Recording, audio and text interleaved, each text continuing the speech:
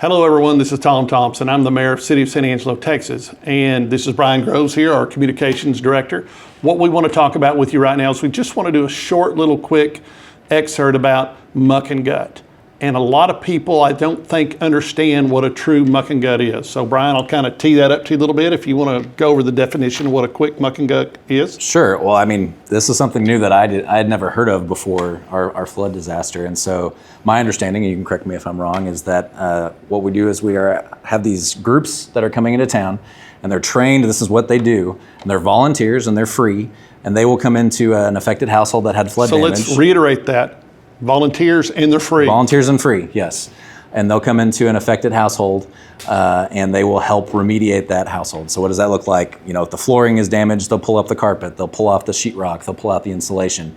The big thing is they don't want to leave wet things in the house for them to grow mold on. And so then after that, they would spray like mold remediation on it to get that out. So basically you're getting, my understanding again, is you're getting it to the bones so that it's ready to go whenever the repairs are coming in. Absolutely. So this morning at 8:45, I met with the group at the HEB building at the fairgrounds.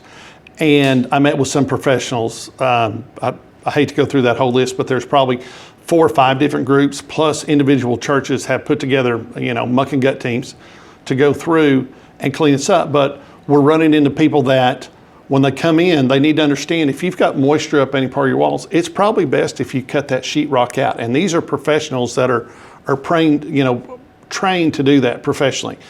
Take that out, put in the mold remediation, everything. And if you don't do that, you may have mold in your house later, and it may be, a couple months down the road, and then you start to deal with it. So what's important is to realize there's a professional process to do that. We have teams here from, I was speaking with a couple people this morning. Part of their crew's from New York, part of them's from LA. Wow. They've They've got 10 people here. They've been in Fredericksburg helping Kerrville. We got the Texas Baptist men, we've got the Minutemen, we've got Team Rubicon.